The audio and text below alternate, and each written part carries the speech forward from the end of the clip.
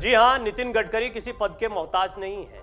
नितिन गडकरी का शानदार काम रहा है। उनके काम की तारीफ विपक्षी भी करते दिखाई देते हैं। नितिन गडकरी ने अपने मंत्रालय के दौरान कई ऐसे काम किए हैं जो यादगार से दिखाई पड़ते हैं। चाहे सड़कों का बहुत तेजी से निर्माण हो, नए नए इनोवेशंस पर फोकस करना हो।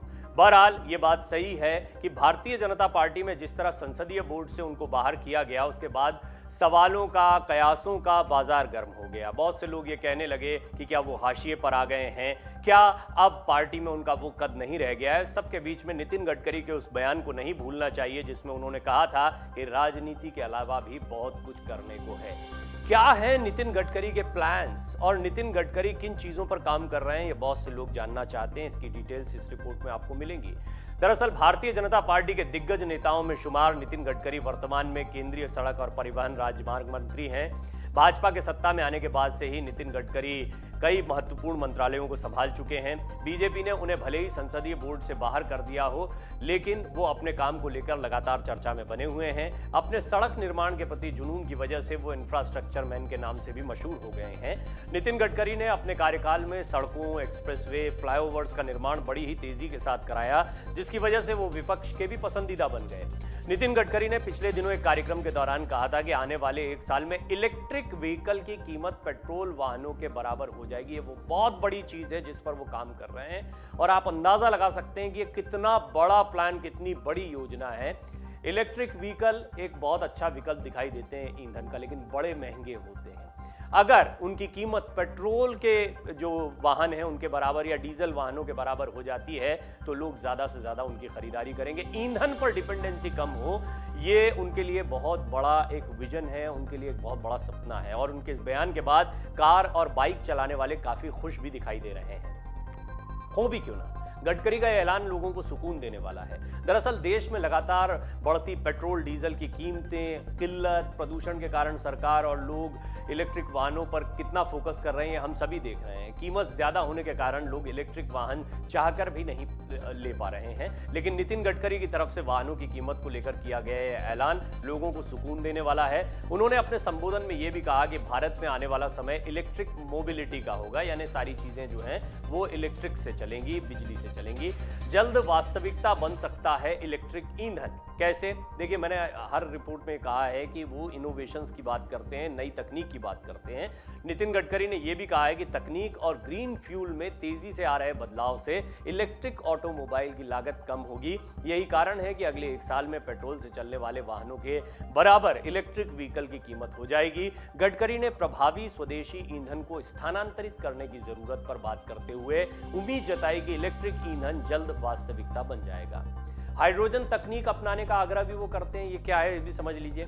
इससे पहले उन्होंने सांसदों से भी हाइड्रोजन तकनीक अपनाने का आग्रह किया था। उन्होंने सांसदों से अपील की कि अपने लोकसभा क्षेत्र में सीवेज के पानी से हरित हाइड्रोजन बनाने की पहल करें। आने वाले समय में हाइड्रोजन सबसे सस्ता ईंधन विकल्प होगा। नितिन गडकरी ने कहा, लिथियम आयन बैटरी की कीमतें तेजी से नीचे आ रही हैं। Zinc ion, aluminium ion, sodium ion battery को विकसित किया जा रहा है। वो दिन दूर नहीं जब electric scooter, car, auto rickshaw की कीमत पेट्रोल से चलने वाले स्कूटर, कार, ऑटो रिक्शा के बराबर होगी। हाइड्रोजन चलित वाहन से संसद पहुंचे थे गडकरी। ये भी एक बहुत ही महत्वपूर्ण घटना रही। गडकरी अप्रैल में जापानी कंपनी टोयोटा के मिराई वाहन में बैठकर संसद पहुंचे थे। इसमें 3 हाइड्रोजन टैंक्स हैं जो कि किसी आम पेट्रोल वाहन की तरह महज 5 मिनट में ही रिफिल हो जाते हैं। वाहनों को संचालित करने के लिए जीवाश्म ईंधन यानी पेट्रोल डीजल से चलने वाली मोटर की जगह 1.24 kilowatt lithium ion battery pack है। कार को ताकतवर बनाने के लिए 182 हॉर्स पावर की इलेक्ट्रिक मोटर भी है। हाइड्रोजन चालित वाहन में बैठकर संसद पहुंचने के बाद गडकरी के दफ्तर की तरफ से माइक्रो ब्लॉगिंग वेबसाइट कू पर पोस्ट में कहा गया, केंद्रीय मंत्री नितिन गडकरी आज हाइड्रोजन आधारित फ्यूल सेल से चलने वाले इलेक्ट्रिक वाहन में बैठकर संसद भवन पहुंचे। ग्रीन हाइड्रोजन से चलने वाली कार का प्रदर्शन कर गडकरी जी ने हाइड्रोजन और FCEV तकनीक और इसके फायदों को लेकर जागरूकता फैलाने का काम किया ताकि भारत में भी हाइड्रोजन आधारित समाज को बढ़ावा दिया जा सके। बाकी इलेक्ट्रिक वाहनों से कैसे अलग है गडकरी की कार, सरकार के रुख में क्या है बदलाव, ये सारी चीजें भी आप जानना चाह रहे होंगे। गौरतलब है कि केंद्र सरकार जीवाश्म ईंधन यानी पेट्रोल डीजल से चलने वाले वाहनों के प्रयोग को धीरे धीरे कम करने और नवीकरणीय ऊर्जा के ज्यादा से ज्यादा प्रयोग पर जोर दे रही है। हालांकि हाइड्रोजन से चलने वाले वाहनों का जिक्र सरकार की ओर से कम ही किया गया है। यहां तक कि बजट में भी वित्त मंत्री निर्मला सीतारमण की ओर से बैटरी स्वैपिंग यानी बैटरी चार्जिंग स्टेशन पर बैटरी चार्ज करने की सुविधा का जिक्र किया गया था, लेकिन हाइड्रोजन चालित वाहनों की बात नहीं रखी गई थी। हालांकि परिवहन मंत्री नितिन गडकरी कई अलग अलग मौकों पर हाइड्रोजन चालित वाहनों का ही जिक्र करते रहे हैं।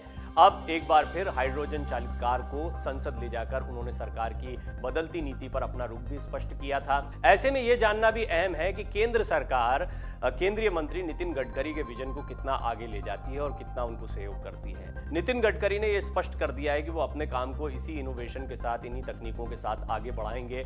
बहुत मुमकिन है कि आने वाले दिनों में वो कुछ और बेहतरीन तकनीकों को भी सामने रखने का प्रयास करें। कुल मिलाकर राजनीति अपनी जगह है, काम अपनी जगह है, लेकिन ये सारी बातें एक ऐसे दौर में हो रही हैं जब नितिन गडकरी को संसदीय बोर्ड से बाहर कर दिया गया।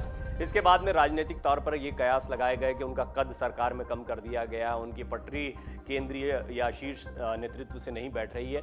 ये सारे सवाल अपनी जगह हैं और नितिन गडकरी का विजन अपनी जगह है, उनका काम अपनी जगह है। और प्रधानमंत्री मोदी भी इनोवेशंस की बात करते हैं, नई तकनीक की बात करते हैं, वो भी टेक सेवी रहे हैं हमेशा से। तो ऐसे में नितिन गडकरी और प्रधानमंत्री मोदी के बीच में एक बड़ी समानता देखने को मिलती है और राजनीतिक दूरियां अपनी जगह पर होती हैं, क्योंकि राजनीति में अलग अलग कद होते हैं सभी के। और एक समय था जब नितिन गडकरी का कद बहुत बड़ा था, वो राष्ट्रीय अध्यक्ष भी रहे हैं, सीनियरिटी के लिहाज से भी उन्होंने पार्टी में अपना एक कद, अपना एक मकाम बनाया था।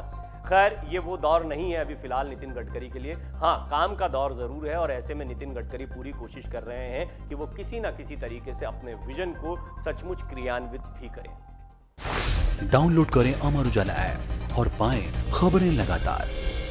अगर आप ये वीडियो YouTube पर देख रहे हैं तो हमारे चैनल को सब्सक्राइब करें और बेल आइकन को दबाना ना भूलें। अगर आप Facebook पर ये वीडियो देख रहे हैं तो हमारे पेज को लाइक करें।